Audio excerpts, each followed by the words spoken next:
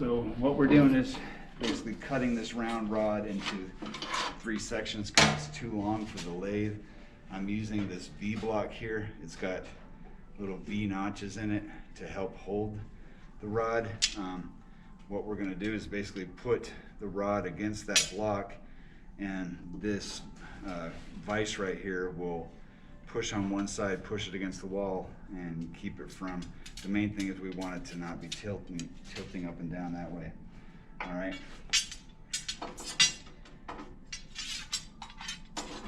And right now I'm fighting for space with this milling machine. I was showing them that this can, it doesn't want to go back. There, it can slide back and forth by hand, and then that's just to move it quickly, and then you can tighten it down. Go ahead and tighten that again, Rodrigo. All right, that's good, okay. And now what I'm gonna do is hop over, climb over that, and so I'm gonna lower this guy down. Now this has it's a hydraulic feed, and what I'll do is pull back on this, and you'll see it drop down, but it's not going to come down super quickly. Actually, it's going pretty fast. And you can use this dial here to slow it down. If you turn it clockwise, it slows it down quite a bit. See, it's going slower now. Actually, it doesn't even look like it's using it all. Oh, I've locked it. Did I lock it? Okay. So yeah, it is going down slower. If I want it to go a little bit slower, which I do, I can just turn that dial a little more. All right.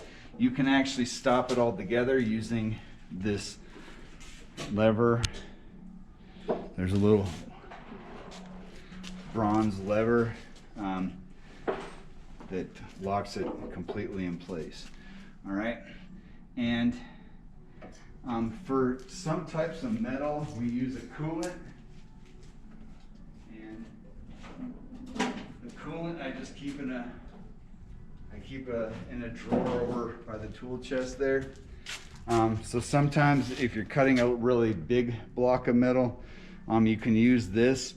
And if you're cutting a hard metal, like that titanium rod I showed you, you would definitely, if you're cutting the titanium, you definitely want to use the coolant, because titanium heats up, and as it heats up, it becomes harder to cut. So you want to keep it nice and cool.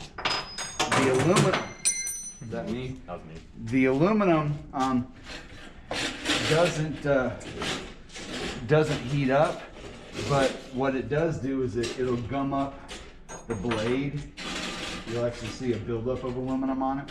What I'm doing right now is just moving this rod, making sure it's not going to go anywhere. All right, the on and off switch is right here, and I unplugged it because I used the vacuum.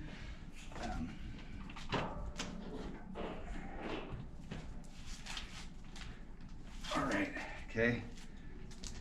Now it's on. What I'm going to do is release this lever to drop it down. I'm going to slow it down a little bit more, maybe speed it up just so it gets closer faster. And what you can do if you need to use the coolant is just spray. I still keep, of course the coolant's not coming out. Here, hold on. Come on, there you go, it's all right. So you can just spray a little bit of coolant on there.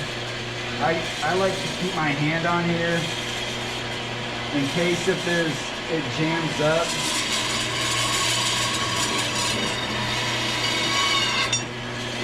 And that's it, all right?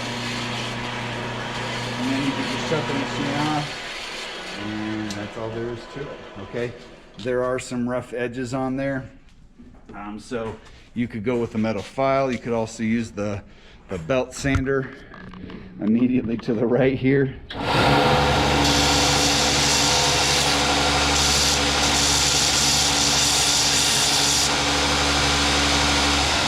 Just to make sure there's nothing sharp on there that might poke you. Oh, yeah, there we go. Forgot the camera was turned. All right.